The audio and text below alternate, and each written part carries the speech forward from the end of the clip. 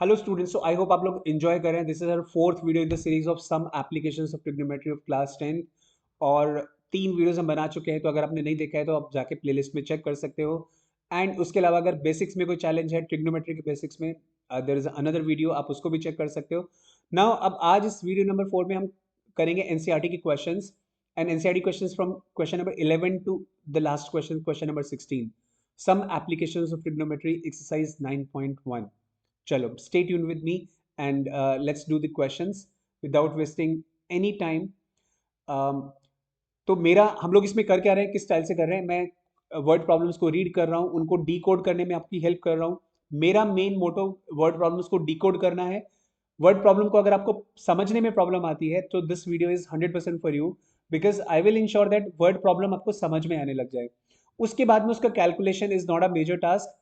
और मैंने आपको कैलकुलेशन जो सिखाया था फर्स्ट वीडियो में, आप उस वीडियो को सीखिए। उसके बाद में आपको किसी भी कैलकुलेशन में अटकेंगे नहीं। जहां पर थोड़ा डिफरेंट कैलकुलेशन आता है, थोड़ा डिफरेंट क्वेश्चन आता है, वो क्वेश्चन मैं खुद उसको अपने हाथ से करता हूँ पूरा till the end. So need not worry about it. Let's read the question. A TV tower stands vertically on the bank of a canal. यहाँ पर फिगर ऑलरेडी हमें गिवन है, ये बुक में क्वेश्चन है। TV tower stands vertically on the bank of a canal from a point on the other bank directly opposite to the tower the angle of elevation of the top of tower 60 degree. ये क्या बोल रहे हैं, यहाँ पर जो canal है वो कैनाल है ये बीसी। तो बीसी पर ये पॉइंट बी पर एक रिवर के कैनाल के एक बैंक पे, जैसे अगर ये कैनाल है तो हम इसको ऐसे टॉप से नहीं देख रहे हैं, हम इसको ऐसे साइड से देख रहे हैं, मतलब फ्रंट में खड़े हो गए। तो यहाँ पर एक टीवी टावर खड़ा हुआ है कैनाल के, मतलब ये समझो ये ऐसे नदी, ऐसे कैनाल बह रही है। तो यहाँ पर ये टीवी टावर खड़ा है, ये इसके ऑपोजिट बैंक पे ये एंगल बन रहा है 60 डिग्री का।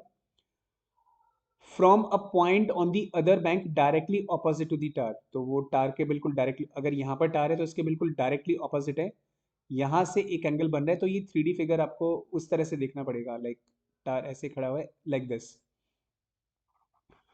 Now from another point 20 meter away from this point on the line joining this point to the foot of the tower, the angle of elevation to the top of the tower is 30 degree. पता है इसमें क्या है, इसमें बच्चे बार बार बोलते हैं, complain करते हैं कि सर ये ना इसमें समझ ही नहीं आ रहा हो क्या रहा है। हाँ, मैं कह रहा हूँ समझ में नहीं आ रहा, समझ में आ रहा है, क्योंकि इसने ना लैंग्वेज को थोड़ा कॉम्प्लिकेट किया है, थोड़े लंबे लंबे सेंटेंसेस यूज किए, इसके ज़्यादा कुछ है नहीं इसमें।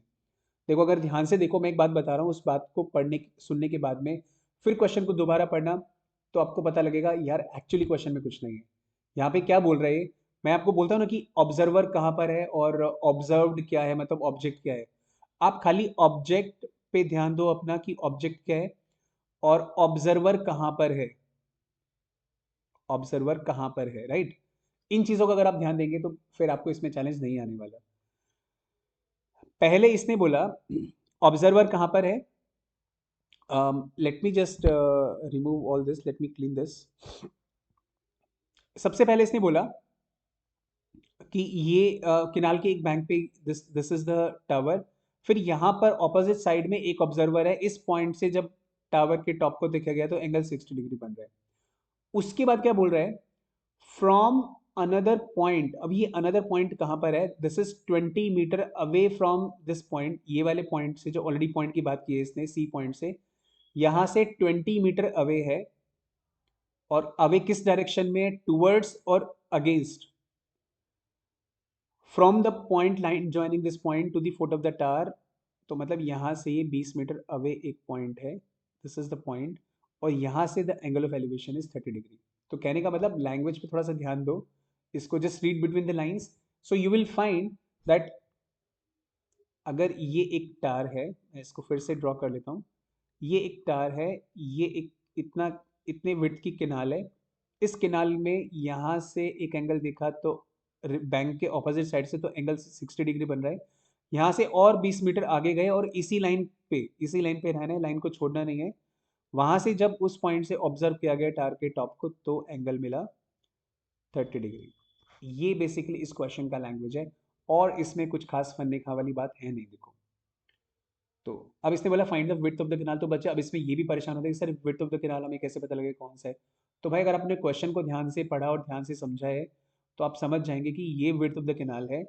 ये एक किनारा है जहां पर टावर खड़ा है, ये दूसरा किनारा है जहां पे पहला पॉइंट था, और इसी से 20 मीटर दूरी पे एक और पॉइंट है, कहीं खेतों में चला जाएगा ये, वहां से देखा तो this is how the question is. Right? So hopefully अब इसमें आपको चैलेंज आना नहीं चाहिए।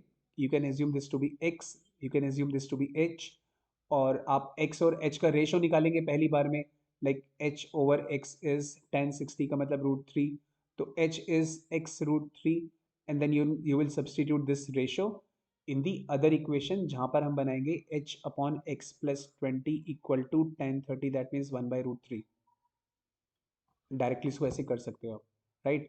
आप क्रॉस मल्टीप्लाई करेंगे तो h√3 is x plus 20, then यहाँ से वैल्यू सब्सटीट्यूट करो एंड फाइंड आउट करो। I am leaving it for you because it's really not that difficult, and I want that आप इसको खुद अपने हाथ से सॉल्व करो टू गेन मोर कॉन्फिडेंस। देखो बेटा, आपका पर्पस होना चाहिए कॉन्फिडेंस गेन गेन करना। देखो आप एक बात बताओ, आपका पर्पस है क्या? आकर कोई वीडियो का सोल्यूशन देख लेना चुपचाप और देख देख के सब कुछ कराना? देखो बेटा, मैं भी इस पर्पस से नई वीडियोस बनाऊंगा। मेरा भी पर्पस है कि मुझे आपको एम्पावर करना है, मुझे आपकी कैपेसिटी बढ़ानी है, मुझे आपकी कैपेबिलिटी बढ़ानी है। कैपेबिलिटी की बात कर लेते हैं। अगर आप क्वेश्चन पढ़ के खुद से नहीं कर पा रहे हो, और अगर आप जनरली एक ऐसे स्टूडेंट हो जो क्वेश्चन मैथ्स में भी वीडियो देख देख के जाता है और सोचता है कि वहां पर अटेम्प्ट करके आएगा, बेटा ऐसा मत करो please. I would advise you not to do this. Mathematics को आंखों से नहीं सीखा जाता, इसको हाथ से करके सीखा जाता है। आप अगर देख देख कर जाएंगे तो आपका कॉन्फिडेंस हमेशा घटता रहेगा, घटता रहेगा, घटता रहेगा। ऐसा देख लेना आपके साथ होता होगा। If you are a student जो कि सिर्फ देख देख के मैथ सीखता है, आपका कॉन्फिडेंस हमेशा घटता जाएगा। आपको लगेगा बस यार ये भी पढ़ लेता हूँ, ये भी पढ़ लेता हूँ, ये भी वीडियो देख लेता हूँ, ये भी वीडियो देख लेता हूँ, ये भी देख लेता हूँ। और आप देखते ज्यादा हो, करते कम हो, तो आपका कॉन्फिडेंस घटेगा। ऑन द कॉन्ट्रेरी, अगर आप वीडियो देखो, वीडियो देखने का पर्पज है जो आपको समझ में नहीं आ रहा है उस पार्ट को क्लियर करना। एंड इसमें क्वेश्चन में जो समझ में नहीं आने वाले पॉइंट्स हैं मैंने सारे डिस्कस कर लिए। उसके बाद आप अपने हाथ से जरूर करो। देखो ये बात आपको कॉन्फिडेंस जरूर देगी कि जब आप अपने हाथ से करोगे, ज्यादा से ज्यादा क्या होगा, मिस्टेक होगी। सॉल्यूशंस आपके पास टेक्स्ट में अवेलेबल हैं। इंटरनेट के वर्ल्ड में सॉल्यूशन की कोई कमी नहीं है। आपके पास बुक्स होंगे जिसमें सॉल्यूशंस होंगे, नोटबुक्स में सॉल्यूशंस होंगे। आप मैच करो और अपनी कैलकुलेशन को देख लो कि कहाँ पर चैलेंज आया है। लेकिन अगर आपने परफेक्शन हासिल कर लिया, जैसा मैंने फर्स्ट वीडियो में बताया था, मुझे नहीं लगता कि आपको चैलेंज आएगा, क्योंकि मेरे सारे स्टूडेंट इसी पैटर्न पे करते हैं। सबसे पहले वो लोग अपनी परफेक्शन लेकर आते हैं कैलकुलेशन पे, उसके बाद I never do the question till and. हम वर्ड प्रॉब्लम पढ़ते हैं, वर्ड प्रॉब्लम को क्रैक करते हैं, उसके बाद बच्चे खुद सॉल्व करते हैं, मिस्टेक होती है तो आंसर से मैच करते हैं, दोबारा करते हैं, and that is how they are able to crack it. Trust me बेटा, अगर आप मेरे कहने पे ऐसा करेंगे तो आपके पैटर्न में बदलाव आएगा, और ज़रूर आएगा, and that is my purpose. Alright, ये एक जरिया है सक्सेस की तरफ पहुंचने का। आप मैथमेटिक्स के थ्रू भी बहुत सारी लाइफ स्किल्स सीख सकते हैं, बहुत सारी ऐसी स्किल्स जो सक्सेस के लिए ज़रूरी हैं एज अ स्टूडेंट, वो सीख सकते हैं। This is how I help many students achieve success. I am not just a maths teacher, I am also a student success coach, और जहाँ पे मैं हेल्प करता हूँ बच्चों को to achieve success, to transform their learning.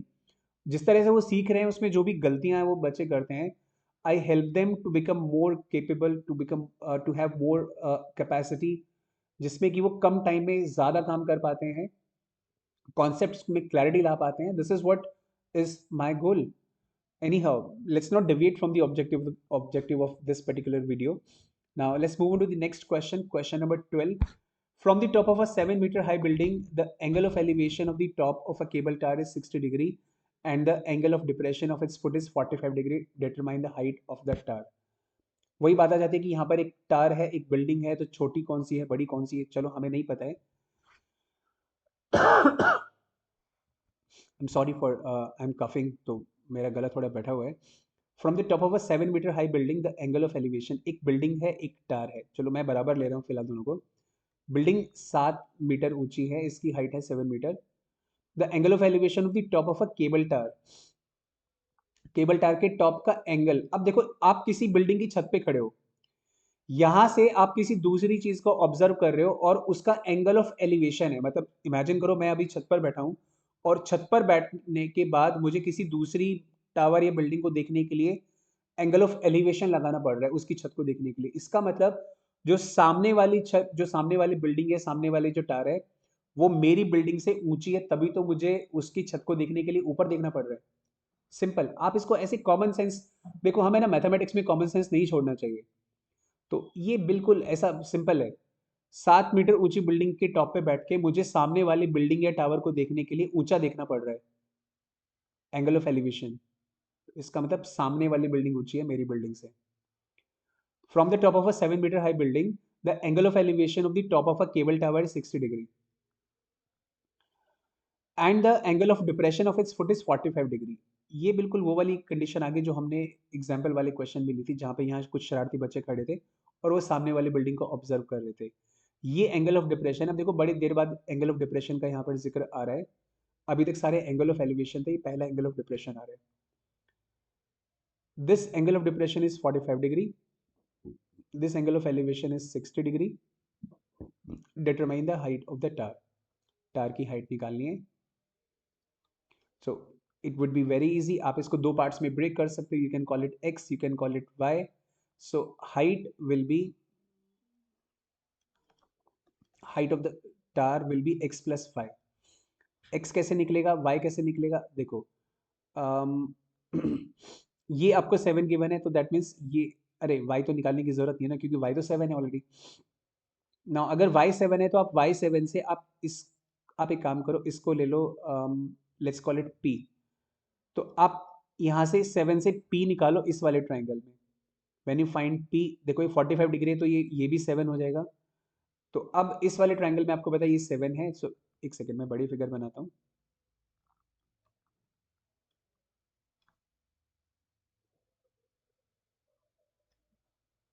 Okay, this is the building, this is the tar, and ये 7 है, तो आपको पता है कि दिस इज ऑल्सो 7।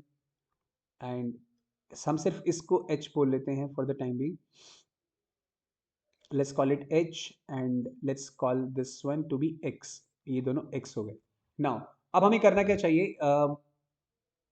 ये भी हमें ज्वाइन करना है। This angle is 45 degree, this angle is 60 degree.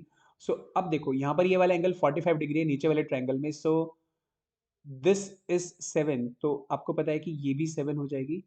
Now अब आपको सिर्फ क्या करना है, ऊपर वाले ट्रायंगल में what you just have to do is वापस से यहाँ पर tan 60 डिग्री लगाओ। That h upon 7 equal to tan 60 degree. tan 60 degree होता है √3, and that is how you will get h equal to 7 √3। But ये हाइट ऑफ द बिल्डिंग नहीं है, because height of the building is this h plus 7। तो इस case में मैं x plus Y हटाकर h प्लस 7 बोल सकता हूँ। सो 7 √3 प्लस 7, 7 कॉमन लेंगे तो √3 प्लस 1, कुछ इस टाइप से आप इसको कर सकते हैं।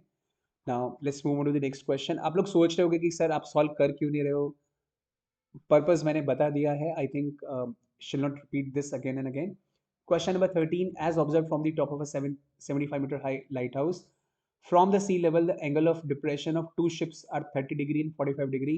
If one ship is exactly behind the other on the same side of the lighthouse, find the distance between the two ships. देखो जनरली क्या रहता है, ये अगर ये सी लेवल है, ये लाइट हाउस है, तो दो शिप्स जनरली किस तरह से होती है, एक बार तो होती है एक शिप दूसरे के पीछे है, तो इसको ऐसा बोला जाता है one ship is behind the other. इसमें कई बार ऐसा भी केस आता है कि ये लाइट हाउस है, the ships are on the either side of the light house. On the either side of the light house का मतलब एक इधर है और एक उधर है। हमें इस पे जरूर ध्यान देना चाहिए, वरना क्वेश्चन गलत हो जाएगा। फिलहाल कौन सा वाला केस बोला हुआ है, फिलहाल इसमें केस ये वाला बोला हुआ है, one ship is exactly behind the other. और अगर एक शिप एग्जैक्टली दूसरे के पीछे है, तो अब यहां पर हम देख लेते हैं कि एंगल्स कितने हैं, 45 डिग्री एंड 30 डिग्री। जितना नजदीक जाएंगे उतना एंगल बड़ा हो जाएगा। As observe from the top of a 75-meter light house from the sea level, the angles of depression. लेकिन देखो मैंने यहाँ पर एंगल ऑफ एलिवेशन बनाया है, लेकिन इससे तो एंगल ऑफ डिप्रेशन बोला है। तो क्या हमें ये वाले एंगल लेना चाहिए 30 और 45? Absolutely no. क्यों? क्योंकि याद करो, अगर यहाँ से ऑब्जर्व कर रहे हैं तो ये इस ऑब्जर्वर का हुआ आई लेवल, और अगर ये आई लेवल है so this angle is 30 degree, और अगर ये एंगल 30 डिग्री है सो ऑल्टरनेट इंटीरियर एंगल ये भी 30 डिग्री हो जाएगा। एंड दूसरे शिप का एंगल है 45 डिग्री, और अगर ये एंगल 45 डिग्री है, this angle is 45 degree, so this angle will be 45 degree. तो मैंने आपको पहले ही बोला था कि जनरली केसेस में फर्क नहीं पड़ता है एंगल ऑफ एलिवेशन दे या डिप्रेशन दे, क्योंकि वो अगर ये पर्टिकुलर केस बन रहा है जहाँ पे ट्रायंगल यही वाले हैं, तो एंगल ऑफ डिप्रेशन बनेंगे ऊपर और वापस वो ट्रायंगल के अंदर आएंगे तो इसी पोजीशन पर आ जाएंगे। इस वाले क्वेश्चन में थोड़ा सा डिफरेंट था, क्योंकि यहाँ पर ट्रायंगल अलग बन रहे थे, दो अलग अलग ट्रायंगल बन रहे थे, तो you have to be careful about it. So find the distance between the two ships, and this distance we have to find out. तो आप चाहो तो इसको, आई थिंक मुझे ऐसा बड़ा करके फेयर बनाने की ज़रूरत नहीं है, ये अपने आप में ही कंप्लीट है। बना लेते हैं चलो। 75 मीटर लाइट हाउस, ये दो शिप्स हैं, one ship is exactly behind the other. तो आप इसको इससे ज्वाइन कर रहे हैं, इसको आप इससे ज्वाइन कर रहे हैं। एंड एंगल ऑफ डिप्रेशन के लिए हमें आई लेवल बना लेना चाहिए, the horizontal line. So this angle is 30 degree, तो ये वाला एंगल भी 30 डिग्री हो जाएगा। दिस एंगल इज 45 डिग्री, सो ये एंगल भी 45 डिग्री हो जाएगा। ये एंगल्स ऑफ डिप्रेशन है, लेकिन इनके इक्विवेलेंट हमने एंगल यहाँ पर ले लिए हैं। सो नाउ वी अंडरस्टैंड कि ये फिगर क्या बनती है, हमें इसको निकालना आता है। This is 75 meter high light house and that's it. यही हमें इस क्वेश्चन में करना है, आई मीन ये करना है, मतलब you have to find X, you know how to find X. This is 75, 45 degree angle है, ये भी 75 हो जाएगा। And then you can apply in the bigger triangle and you know how to solve it. Moving on to question number 14. 1.2 meter tall girl spots a balloon moving from, ये बहुत important question है। ये question यहाँ पर इस case में एक balloon है, यही क्वेश्चन एरोप्लेन में भी आ जाता है। एंड इस तरीके से करके इस क्वेश्चन को अलग अलग तरीके से पूछा जा सकता है। 1.2 metre tall girl, figure already question में गिवन है, हम इसको रिक्रिएट कर लेते हैं अपने पर्पस के लिए। So there is a 1.2 metre tall girl, ये 1.2 है। एंड उसने क्या स्पॉट किया, उस गर्ल ने, ये हमें इसको रिमूव करना चाहिए एक बार, इससे अभी फिगर सही नहीं बनेगा ऐसे करके। हम इसमें एक सही स्पॉट ढूंढ लेते हैं।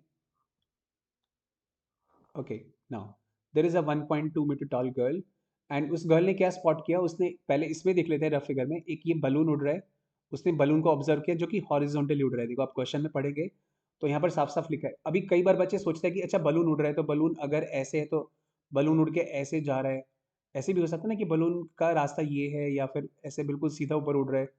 लेकिन इसे बोले कि बलून हॉरिजॉन्टली उड़ रहा है, so we have to take it horizontally only. किसी किसी क्वेश्चन में यहाँ पर ये एरोप्लेन हो जाएगा बलून की जगह पर, किसी क्वेश्चन में कुछ और ऑब्जेक्ट हो जाएगा।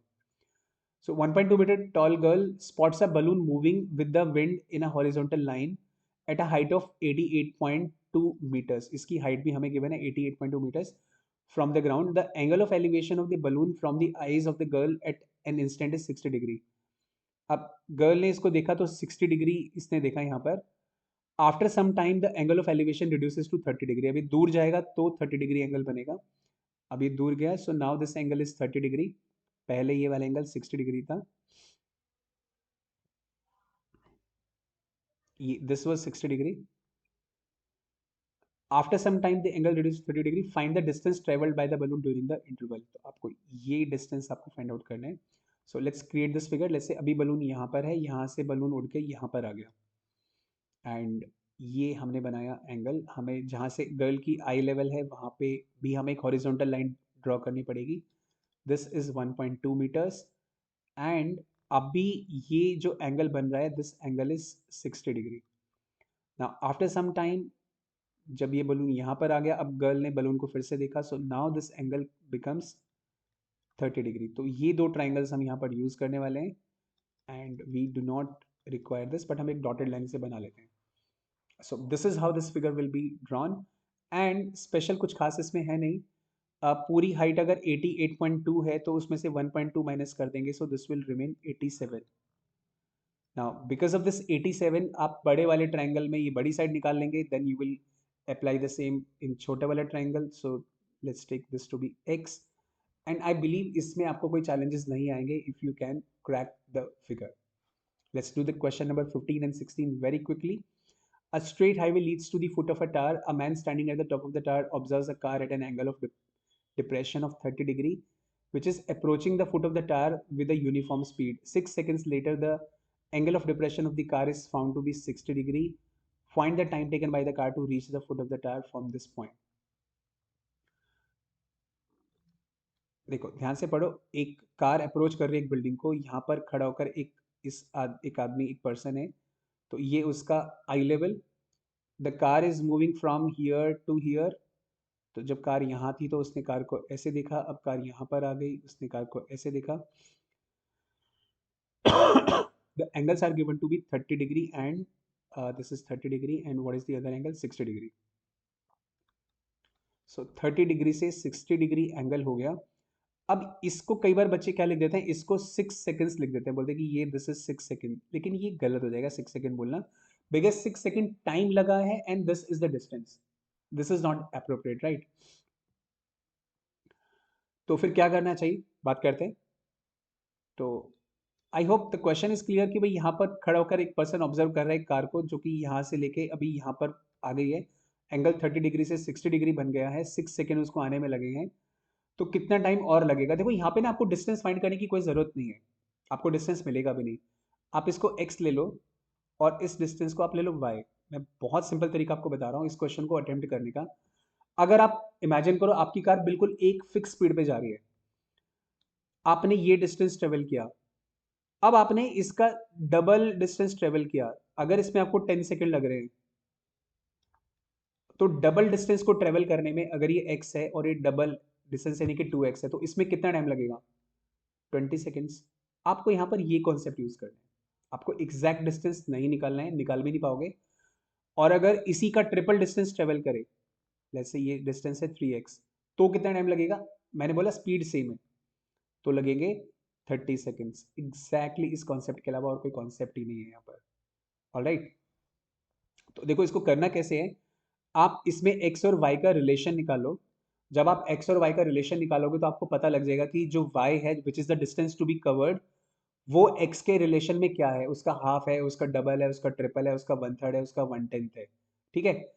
उसके अकॉर्डिंग आप उसका प्रोपोर्शन निकाल देना। जितना मुझे याद आ रहा है, ये जो y आएगा, this y will be half of x, मतलब कि हम क्या बोलेंगे, डिस्टेंस जो to be travelled is half the distance already travelled, so that means time भी आधा लगेगा, तो इसलिए हम बोलेंगे कि it will be 3 seconds. This is how we will do it. आपको इसमें खाली एक्स और वाई का रिलेशन निकालना है, और मुझे नहीं लगता कि आपको एक्स और वाई का रिलेशन निकालने में कोई चैलेंज आएगा, राइट। आपको दोनों इक्वेशन लेनी है, एक्स और वाई का रिलेशन निकलेगा and this will be the relationship, कि जो डिस्टेंस ट्रेवल करना है वो हाफ होगा ऑलरेडी ट्रेवल डिस्टेंस का, तो इसलिए टाइम भी आधा लगने वाला है। That simple question is this. सारे मैं स्ट्रेटेजिक पॉइंट्स बता रहा हूँ, ये करने के बाद आप खुद अपना दिमाग इसमें चला सकते हैं।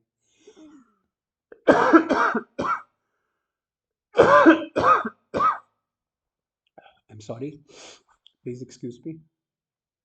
The angles of elevation of the top of a tower from the points at a distance 4 meter and 9 meter from the base of a tower and in the same straight line with it are complementary. देखो मैं directly बना देता हूँ।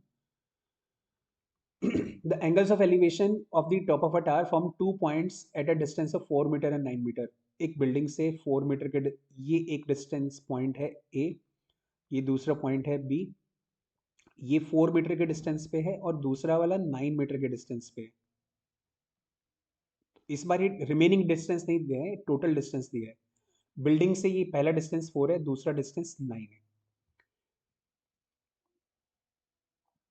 Same straight line are complementary, ये angles complementary, अगर ये angle theta है तो ये वाला एंगल 90 माइनस थीटा है। देखो पहले एक है ना टॉपिक हुआ करता था कॉम्प्लीमेंट्री एंगल वाला, अभी आजकल वो टॉपिक नहीं है, लेकिन कभी कभी ये क्वेश्चन फिर भी एग्जाम में आ जाता है। Prove that the height of the tower is 6 metre, तो हमें हाइट ऑफ द टावर निकालना है, और निकालना भी क्या गिवन है, आंसर 6 मीटर आएगा, प्रूव करना है। ये क्वेश्चन मैं आपके लिए कंप्लीटली कर देता हूँ। तो इसमें देखो अपन क्या करने वाले हैं, छोटे वाले ट्रायंगल में ध्यान से देखोगे तो h/4 will be tan 90 minus theta. अब यहाँ पे ना आपको ये बात याद करनी पड़ेगी कि tan 90 minus theta cot theta होता है, तो h/4 will be caught theta. ये आपकी आ गई फर्स्ट इक्वेशन। सेकेंड इक्वेशन के लिए हम क्या करेंगे, बड़े वाला ट्रायंगल लेंगे, बड़े वाले ट्रायंगल में h/9, बड़े वाले ट्रायंगल में पूरी की पूरी साइड 9 गिवन है, will be equal to tan theta. इतना हमको पता लगे, ये इक्वेशन नंबर 2। ये ना इसका पैटर्न आपको याद होना चाहिए, वरना आप बहुत लंबा खींच जाओगे इसको। इन दोनों को मल्टीप्लाई करो, फर्स्ट और सेकेंड इक्वेशन को मल्टीप्लाई कर लो, so you will get h/4, this is h/4 times h/9, this is equal to cot theta into tan theta. तो ये बन जाता है h² / 36 इज इक्वल टू, अब कॉट थीटा ये एक दूसरे के इन्वर्स हैं, तो इसको आप ऐसे लिख सकते हैं 1/tan theta into tan theta. ये दोनों कैंसिल होंगे, इधर 1 आ जाएगा, so h square equal to 36, तो एच आ गया प्लस माइनस 6। अब देखो एच क्या है, हाइट ऑफ अ टावर है तो नेगेटिव नहीं हो सकती, तो हम बोलेंगे कि भाई h can not be negative, therefore h equal to 6 hence proved. इस तरह से इस क्वेश्चन को करते हैं। So now with this what we have done, I would say congratulations, आपने पिछले 3-4 वीडियो में, 3-4 सेशंस में you have learned and you are near mastering the chapter, some applications of trigonometry. Now I'll create one more video, maybe very recently or maybe later on, that will be on that. I'll be taking some different questions which are important from CBSE point of view, from the examination point of view, and they may be from some previous year questions or from RS Agrawal or from RD Sharma. So I want to create a video taking some 5, 10 important questions from various other sources. So till then, keep learning and stay happy. Bye and take care.